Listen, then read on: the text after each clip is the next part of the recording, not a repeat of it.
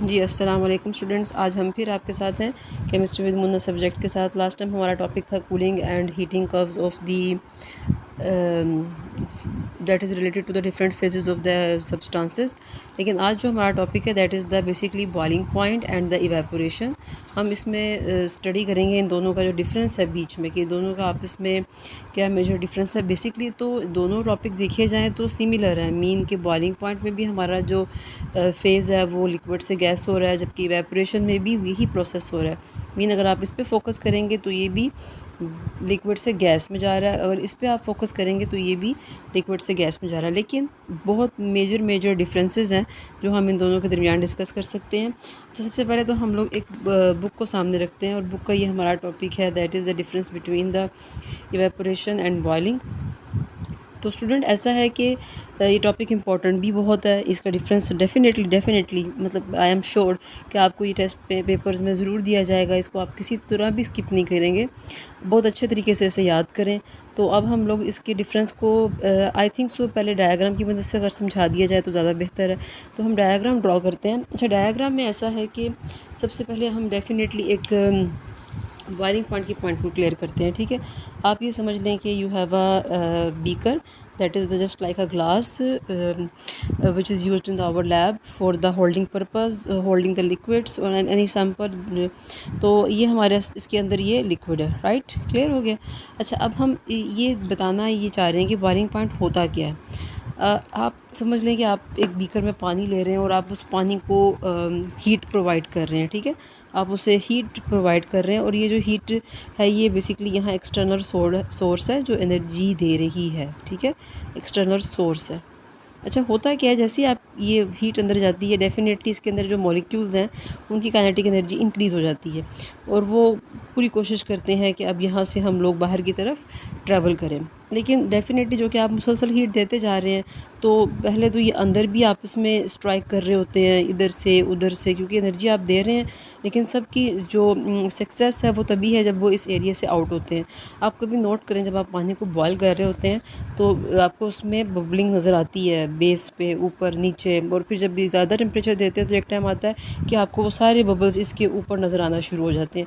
फिर वो bubbles escape out होकर in the form of gas convert हो रहे होते हैं। अंदर वो किस हालत में थे, लिक्विड, लेकिन जब वो बाहर जाना शुरू करते हैं डेफिनेटली वो गैस की शक्ल में जा रहे होते हैं। तो बॉइलिंग पॉइंट में तो बेसिकली आप ये कुछ मेजर बातें कह सकते हैं कि इसमें बबल देखने को मिलते हैं।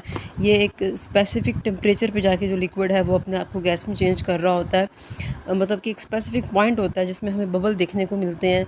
और इसके अलावा इसमें जो मेजर पॉइंट है कि ये ऐसा नहीं है कि बॉइलिंग पॉइंट किसी भी टेम्परेचर पे हो सकता है। ठीक है, जैसे कि मैं बार बार कह रही हूँ कि स्पेसिफिक टेम्परेचर रिक्वायर्ड है। ये तो पॉइंट क्लियर हो गया और उसमें एक्सटर्नल सोर्स आपको देनी पड़ती है।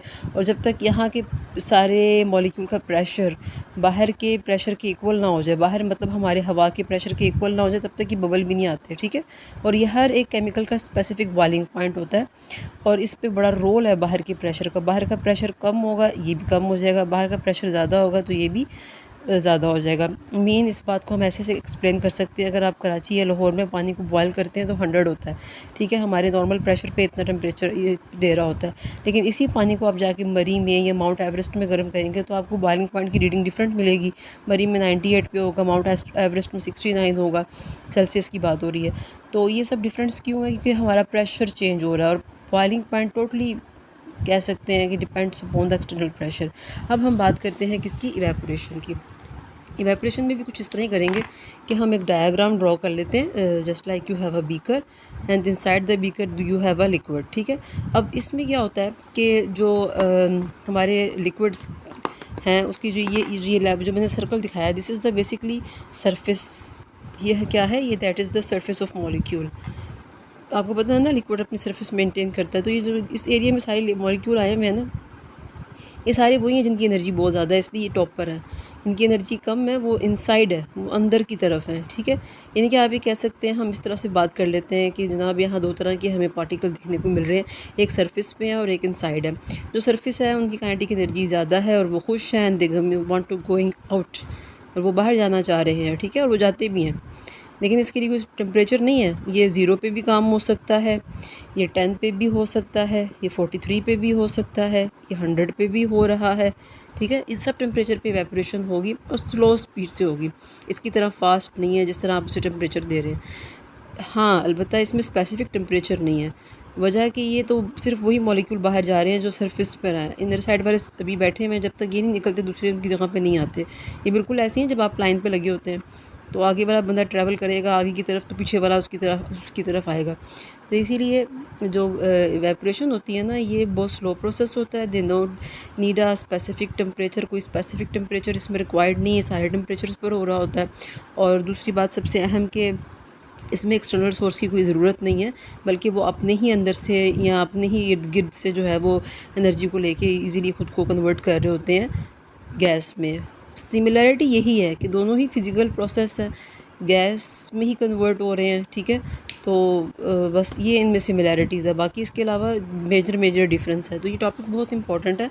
मैंने आपको डायग्राम की पॉइंट ऑफ व्यू से समझाया है, लेकिन अब आप इस टॉपिक को जब पढ़ेंगे, टॉपिक को किताब से जब पढ़ेंगे अच्छे तरीके से, तो किताब में आप देखें ये डिफरेंसेस बहुत अच्छे तरीके से याद करने वाले हैं। और ये आपको आई एम श्योर, मैं आपको श्योर कह रही हूँ, दैट्स मीन कि कन्फर्म है ये क्वेश्चन आपको पेपर में ज़रूर आएगा। इसलिए इसको बहुत अच्छे तरीके से प्रिपेयर करें, आप फ़ायदे में रहेंगे। लॉन्ग शॉर्ट दोनों एंगल से प्रिपेयर करें, ठीक है। एमसीक्यूज़ तो आपको पता है कहीं से भी बन सकता है, लेकिन लॉन्ग शॉर्ट हमारे कुछ ऐसे टॉपिक्स होते हैं जिन्हें हमें श्योरिटी होती है कि ये आपको पेपर में ज़रूर आएंगे। तो उम्मीद है कि आज का टॉपिक आपको अच्छा समझ आया होगा। अगर कोई कन्फ्यूजन है तो काइंडली कमेंट्स में बता दिया करें, मैं आपको क्लियर कर दूँगी। कोई टॉपिक दोबारा पढ़ना चाहते हैं तो मैं आपको वो भी पढ़ा दूँगी। ओके, अल्लाह हाफिज़।